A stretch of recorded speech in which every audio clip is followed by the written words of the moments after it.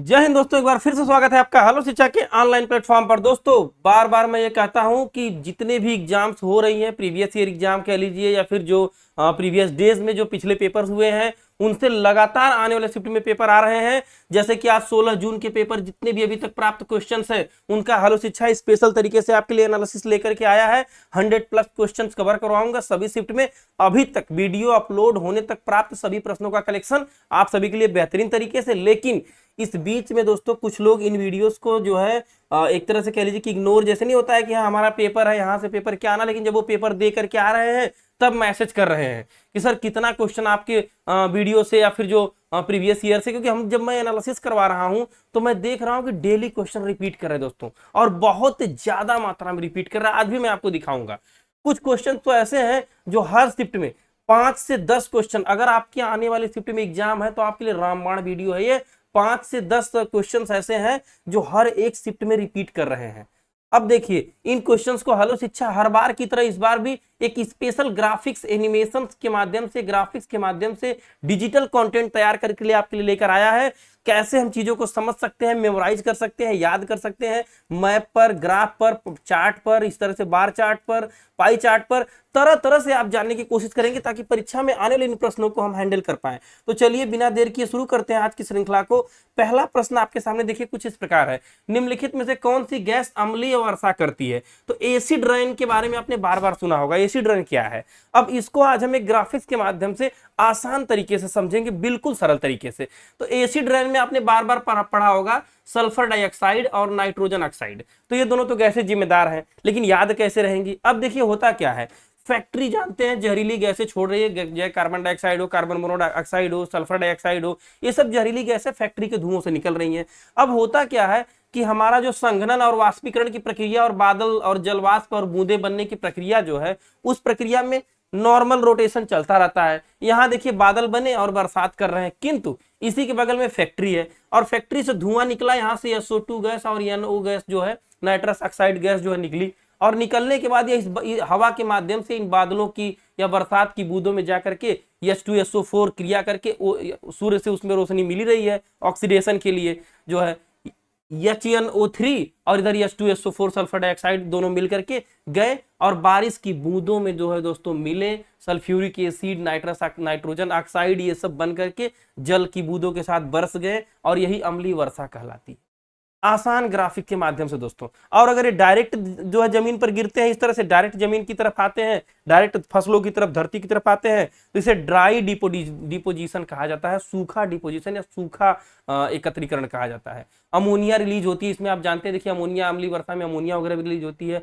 Wait deposition, देखिए wait माने गीला डिपोजिशन, क्योंकि रास्ते में पानी मिल गया, बरसात का पानी आ ही रहा था, इधर फैक्ट्री का धुआं हवा लेकर के आता ही है, दोनों मिलकर के अम्ल वर्षा का काम कर देते हैं। यह अम्ल वर्षा थी दोस्तों। इस तरह से कुल मिला के आपकी जो शुद्ध वर्षा है, शुद्ध जल है, उसमें अम्लों का मिल जाना, एसिड का मिल जाना, गंदे धुएं का मिल जाना, पोल्यूटेड कंटेंट का मिल जाना, यही कहीं कहीं अम्ल वर्षा के लिए जिम्मेदार होता है। आज आप अभी तक आपने पढ़ा था, आज आपने ग्राफिक के माध्यम से देखा भी कि अम्ल वर्षा है क्या।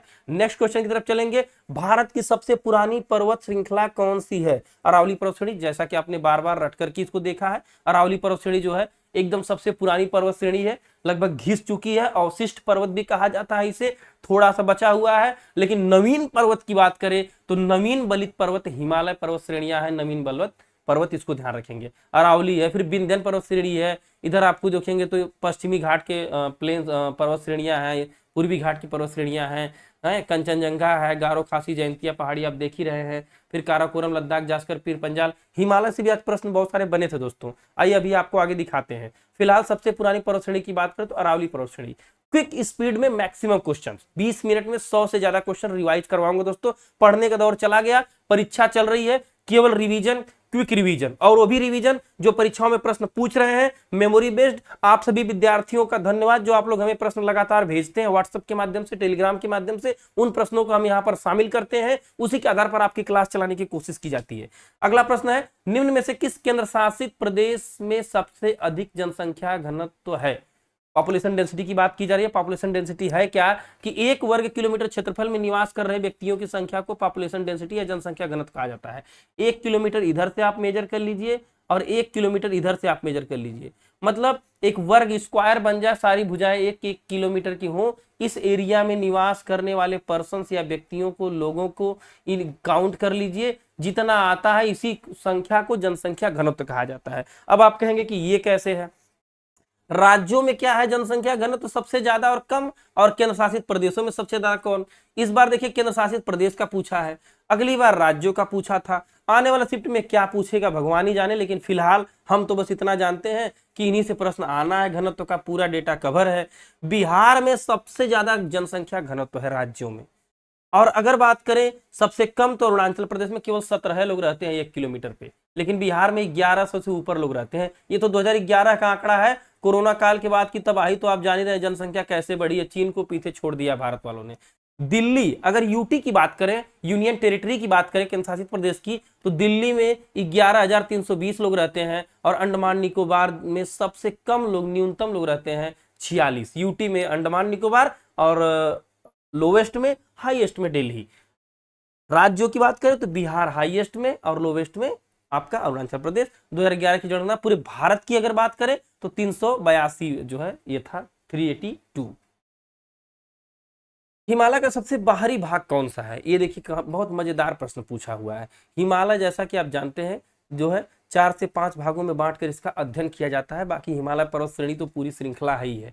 जैसे एक ट्रांस हिमालय आप सुने होंगे, ये वाला देखिए बृहद हिमालय या ट्रांस हिमालय, इसमें क्या आता है, काराकोरम, लद्दाख, जास्कर, पीर पंजाल चोटी, जिसे कलेजा पर बोलते हैं, कलेजा ट्रिक बनाते हैं, कलेजा पर, क से काराकोरम, ल से लद्दाख, ज से जास्कर, पर से यहीं पर पीर पंजाल भी है, तो कलेजा पर यह जो है ट्रांस हिमालय यानी बाहरी हिमालय या परा हिमालय का भाग है।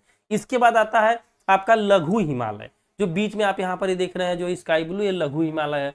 और सबसे बाहर पड़ जाता है गिरिपद पर्वत का पैर वाला एरिया, जो निचला एरिया, शिवालिक या उप हिमालय कहा जाता है। आज प्रश्न यहीं से बना था, शिवालिक हिमालय या उप हिमालय जिसे कहते हैं, नवीन पर्वत श्रेणी, मैंने आपको बताया हिमालय एक नवीन बलित पर्वत है जो है, तो शिवालिक हिमालय बाहरी सिरा हो जाता है। बाकी यहाँ पर ये आपको कलर इंडिकेटर टाइप के दिख रहे होंगे, जो ब्लू, ग्रीन और रेड, और ये आपके गारो खासू जयंतिया, मेघालय की पहाड़ियां, इन्हें भी जरा ध्यान रखिएगा। भारत की सीमा किस देश के साथ सर्वाधिक लगती है, इतना जबरदस्त डिजिटल मैप पर कंटेंट बनाकर देने का उद्देश्य दोस्तों यही है कि आप वीडियोस को लाइक करें, आप इसको अपनी परीक्षा में यूटिलाइज करें, कुछ दोस्तों तक शेयर करें, एंड प्लीज हमें सपोर्ट देने के लिए कोई फीस हम आपसे नहीं ले रहे हैं, कोई डोनेशन नहीं चाहिए, कोई हेल्प पैसे की नहीं चाहिए, केवल आप चैनल को सब्सक्राइब करें तथा कुछ दोस्तों तक सब्सक्रिप्शन के लिए भेजें, अपने परिवार में जिन लोग के मोबाइल उनमें, हमें आपका सब्सक्रिप्शन बस चाहिए। क्यों? क्योंकि सब्सक्रिप्शन से हम इंपावर होंगे, कुछ हमें यूट्यूब की तरफ से भी कुछ पैसे मिलेंगे, कुछ लोग हमें देखेंगे कि हमारा इतने सब्सक्राइबर, तो हमें वैल्यू मिलेगी। हम आपके लिए ऐसे जो पेड कंटेंट नहीं मिल रहा है, वो ऐसे कंटेंट हम आपको फ्री में दे रहे हैं, जबरदस्त हमेशा, और देते रहेंगे फ्री में, बस अपना सपोर्ट आप दीजिए। बांग्लादेश के साथ सर्वाधिक सीमा लगती है, कहेंगे कैसे, तो आइए चलिए देखते हैं कैसे। ये देखिए बांग्लादेश आप देख रहे हैं, भारत के सभी सीमावर्ती देशों का आपको एक मैप दिया गया है, किसके साथ कितनी सीमा लगती है, सर्वाधिक और न्यूनतम दोनों प्रश्न में पूछा है, आगे भी पूछेगा, अभी बताता हूं। तो बांग्लादेश के साथ 4096 किलोमीटर की सीमा लग रही है, आप यहाँ पर देख रहे हैं, जो है इसकी सुरक्षा बीएसएफ कर रही है। क्यों? बीएसएफ पाकिस्तान और बांग्ला दोनों, इधर पहले जो है पूर्वी पाकिस्तान था, इधर पश्चिमी पाकिस्तान था, तो बाद में बांग्लादेश तो आजाद हो गया 1971 में, पाकिस्तान को थूर कर हटा दिया गया, लेकिन बीएसएफ यहाँ पर सेवा दे रही है, और बीएसएफ यहाँ पर भी सेवा दे रही है। ये भी प्रश्न पूछता है कि इस देश के किनारे कौन सी फोर्स लगी है। उसी तरह बात करें न्यूनतम बाउंड्री की, तो 106 किलोमीटर की सीमा साझा करता है अफगानिस्तान भारत के साथ, भारत अफगानिस्तान सीमा। इसके बाद बात करें चाइना के साथ, तो 3488 किलोमीटर भारत चीन की सीमा, जिसे आईटीबीपी सुरक्षा देती है। भारत और नेपाल की 1751 है, भूटान के साथ 699 है। इसी तरह से आगे म्यांमार वगैरह की बात करें तो ये सब बहुत कम पूछता है, लेकिन इनको भी आप ध्यान से देख सकते हैं। मेन यहाँ पर जहां से प्रश्न बार बार उठाया हुआ है, न्यूनतम अफगानिस्तान याद रखेंगे, अधिकतम बांग्लादेश याद रखेंगे, और पाकिस्तान की 3323 याद रखेंगे, यह पूछा है बार बार। बिस्मिल्लाह खान को भारत रत्न कब मिला था, तो 2001 में सर्वोच्च नागरिक सम्मान बिस्मिल्लाह खान को भारत रत्न से सम्मानित किया गया था, इसको ध्यान रखेंगे। जो है बिस्मिल्लाह खान शहनाई वादक जो है, इनको भारत रत्न दिया जाता है, उस्ताद बिस्मिल्लाह खान। और हरिप्रसाद चौरसिया बांसुरी, शिव कुमार शर्मा संतूर वाले, ठाकुर भीखम सिंह मृदंग वाले, बिस्मिल्लाह खान शहनाई वाले, जाकिर हुसैन खान तबला वादक, अमजद अली खान सरोज वाले, इनको भी जरा सा ध्यान रखेंगे। नेक्स्ट क्वेश्चन है, शहीद भगत सिंह को कब फांसी दी गई? तो शहीद आजम भगत सिंह को फांसी दी गई कब ये शहीद हुए थे दोस्तों? इन देश की आन बान शान, इनके बारे में इनका वो कथन है, वे मुझे मार सकते हैं लेकिन मेरे विचारों को नहीं मार सकते। और हकीकत है कि आज भी युवाओं में इनका नाम ही काफी है, उनके खून में 100 डिग्री सेल्सियस का तापमान बढ़ा देने के लिए, उबाल ला देने के लिए केवल भगत सिंह का नाम ही काफी है। वे मुझे मार सकते हैं लेकिन मेरे विचारों को नहीं मार सकते हैं। इनकलाब जिंदाबाद का नारा इन्होंने दिया था। और इनके बारे में आइए जानते हैं कुछ चीजें। भगत सिंह सुखदेव राजगुरु को 1930 में मौत की सजा सुनाई गई, जबकि 23 मार्च 1931 को उन्हें फांसी दी जाती है। केस क्या रहता है आप ये भी जान लीजिए थोड़ा सा, कि जो है इनको सुखदेव थापर और शिवराम राजगुरु के साथ जो है 21 वर्षीय ब्रिटिश पुलिस अधिकारी जॉन सैंडहर्स की हत्या पर केस में इन्हें फांसी दी जाती है। जिस दिन भगत सिंह सुखदेव राजगुरु की स्वतंत्रता के लिए अपने जीवन की कुर्बानी दिया था, उस दिन को शहीद दिवस कहा जाता है। तथा सैंडहर्स की हत्या में आप जान चुके हैं, इनको फांसी की सजा देते हैं। उन्होंने सुपरिटेंडेंट जेम्स स्कॉट को सैंडहर्स समझा, जो लाला लाजपत राय के खिलाफ लाठीचार्ज के लिए जिम्मेदार था। और लाला लाजपत राय के लिए लाठीचार्ज किया क्यों? क्योंकि लाला लाजपत राय साइमन कमीशन का विरोध कर रहे थे और उस समय इनके हाथों में लाला लाजपत राय थे जब उन्हें अंग्रेज पीट रहे थे या बचाने की कोशिश करते हैं। कभी आप उस मूवी को, गांधी मूवी में दिखाया गया है, वहां पर वह सीन, तो उस घटना से आहत होकर के बदला लेने के लिए लोग अपना एक्शन लेते हैं, लेकिन इसमें गिरफ्तारी होकर के इन्हें सजा भी दी जाती है। नेक्स्ट क्वेश्चन है, गांधी जी का चंपारण आंदोलन कब प्रारंभ हुआ था? When did the Gandhi's Champaran movement start? अब समझिए गांधी जी के जीवन की पूरी घटनाएं एक मूल रूप से कैसे उसको समझते हैं। पूरे आंदोलन एक तरफ से 17 से लेकर 42 तक, 1917 से 42 तक के आंदोलन मूल रूप से इनके पूछते हैं बार बार, इनको जरा सा ध्यान रखेंगे। तो आइए समझते हैं कैसे क्या है, कैसे आंदोलन है। पूरे आंदोलन को एक बार समझने की कोशिश हम लोग करते हैं। पहला आपके सामने है चंपारण, जहां से बार बार प्रश्न आ रहा है। 1917 में जब चंपारण का आंदोलन प्रारंभ होता है, गांधी जी जब दक्षिण अफ्रीका से भारत की तरफ लौटते हैं तो 21 वर्ष की बाद ये लौटते हैं भारत, क्योंकि 1893 में चले गए थे। और वापस आने के बाद राजकुमार शुक्ल, जो अंग्रेजों द्वारा चलाई जा रही तीनकठिया प्रथा का विरोध करते हैं, लेकिन उनसे बहुत काम हो नहीं पाता है। जब उन्हें गांधी जी की ख्याति के बारे में पता चलता है तो वे वापस आते हैं और इन्हें न्योता देते हैं गांधी जी को कांग्रेस के अधिवेशन में से, और नील किसानों पर हो रहे अत्याचार को तोड़ने के लिए, उनके दमन को खत्म करने के लिए, अंग्रेजों के दमन को, तीनकठिया कानून के विरुद्ध यह है चंपारण सत्याग्रह शुरू करते हैं। फिर खेड़ा मिल मजदूर आंदोलन का 1918 में, रॉलेट एक्ट, जलियांवाला बाग वाला काला कानून जिसको 1919 में इन्होंने विरोध किया। असहयोग सबसे बड़ा आंदोलन, असहयोग जो चौरी चौरा घटना के बाद वापस ले लिया जाता है, जो है असहयोग आंदोलन 1920 में। नमक का पर कर लगा देने के बाद नमक सत्याग्रह, दांडी, साबरमती से दांडी तक की यात्रा तय करके। दलित आंदोलन 1934 में। क्विट इंडिया मूवमेंट, भारत छोड़ो आंदोलन 1942 में। करो या मरो का नारा इसी समय इन्होंने दिया था, डू आर डाई। 9 जनवरी को ये लौटते हैं और 9 जनवरी को प्रवासी भारतीय दिवस मनाया जाता है साथी, इसको जरा सा आप ध्यान रखेंगे। 9 जनवरी 1915 को गांधी जी साउथ अफ्रीका से भारत लौटते हैं। चलिए, दैनिक भास्कर की खबरें तो बहुत जबरदस्त लगती है, क्योंकि वो हमेशा जीके जीएस के प्रश्नों को तैयार करवाती हैं। मैं हमेशा उनका शॉट लगाता हूं। गांधी जी को आप यहाँ पर देख रहे होंगे कि इनके बाल और कैसे दिख रहे हैं, हर बार गंजे ही नहीं थे। तो चलिए नेक्स्ट क्वेश्चन की तरफ चलते हैं। पुष्प में मादा जननांग क्या कहलाता है? तो मादा जननांग नर जननांग। अगर मादा जननांग की बात करें तो जायांग कहते हैं, और नर जननांग की बात करें तो पुमंग कहा जाता है। आइए समझिए कैसे। पुष्प में मादा अंग को जो है अंडप या कार्पल भी कहलाता है। यह पौधे के मादा युग्मकों या अंड कोशिकाओं को बनाने में मदद करते हैं, बीजांड जिसे ओव्यूल्स बोलते हैं। नर युग्मक मादा युग्मक से निषेचन करता है, निषेचन से अंड कोशिका यानी बीजांड जिसको बोलते हैं विकसित होते हैं और बीज बन जाता है। वर्तिकाग्र, वर्तिका, अंडाशय, ओव्यूल से पूरा दिख रहा है आपको।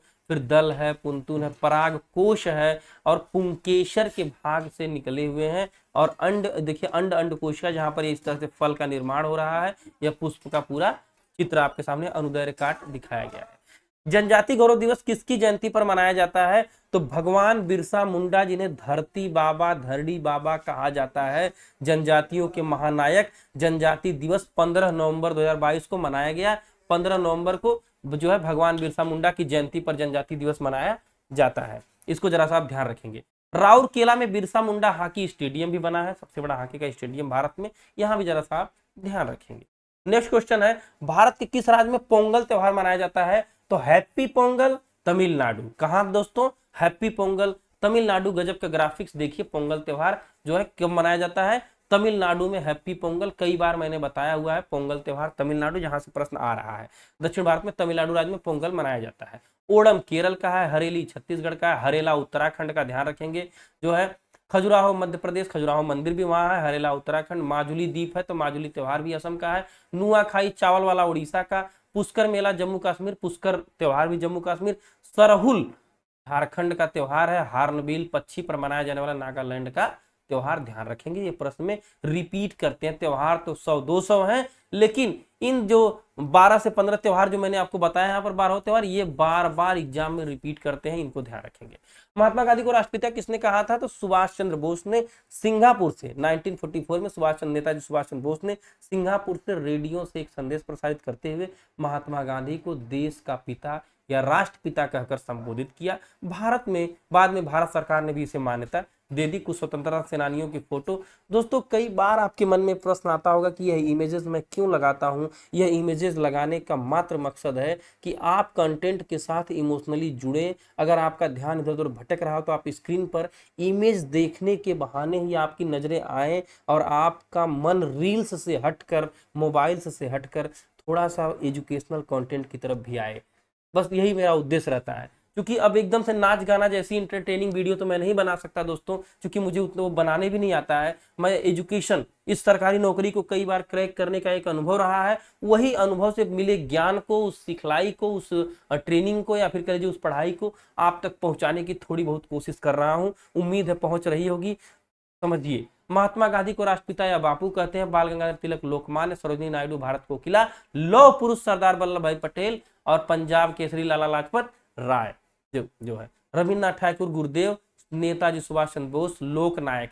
इनके नाम के आगे इनकी टाइटल लगाकर बोलिए, सम्मान भी नहीं मिलेगा, आपको याद भी हो जाएगा। लोक नायक जयप्रकाश नारायण।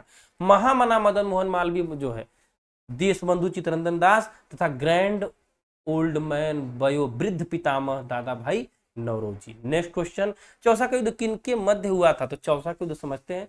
चौसा का युद्ध हुमायूं और अफगान शेर शाह सूरी के मध्य होता है चौसा का युद्ध, और इसी चौसा के युद्ध में हुमायूं पराजित होता है, जिसे खदेड़ कर शेर शाह सूरी जो है विजय प्राप्त करते हैं और खुद को फरीद अल दीन शेर के ताज जो है से नवाजते हैं। और एक बात समझिए, अब अगर मुगल सत्ता की तरफ परीक्षा बढ़ रही है तो आने वाले शिफ्ट में बाबर के युद्धों को पूछे जाने का 100% चांस जो है बन जाता है। बोलेंगे कैसे? तो बताते हैं कैसे। 26 में पानी पिया, 27 में खाना खाया, 28 में चल दिया, 29 में घर गया, 30 में मर गया। 1526 में पानीपत का युद्ध, 27 में खानवा का युद्ध, 28 में चंदेरी का युद्ध, 29 में घाघरा का युद्ध, 30 में बाबर की मृत्यु। भैया यहां से बार बार प्रश्न पूछ रहा है। एक लाइन का ट्रिक है, फेमस है, आपने कई बार पढ़ा होगा, पूरा विश्वास है, बस बताने की कोशिश है कि रिवाइज हो जाए। नेक्स्ट क्वेश्चन, मौलिक कर्तव्य में सार्वजनिक संपत्ति की रक्षा किस अनुच्छेद से संबंधित है? वाह भाई वाह, अभी तक मौलिक कर्तव्य जो है 42वां संविधान संशोधन भाग 4A 51A में जोड़ा गया, सरदार स्वर्ण सिंह समिति में रटवाते रह गया, वहां से प्रश्न आता रहा। लेकिन अब परीक्षा ने करवट बदली और यह आ गया मौलिक कर्तव्यों की तरफ सीधा सीधा कि ये मौलिक कर्तव्य है क्या। 51 क में तो है, आप जानते हैं, 51A आई वाले में यानी फर्स्ट वाले में ये जो है बताया गया है 51 के आई में मौलिक कर्तव्य सार्वजनिक संपत्ति की रक्षा के लिए। पूरे 11 मौलिक कर्तव्य, पहले 10 थे, 11वां 6 से 14 वर्ष के बच्चों के स्कूली शिक्षा की बात की जाती है। अब एक बार मैं बहुत स्पीड में 11वां बोल देता हूं, समझ लीजिए।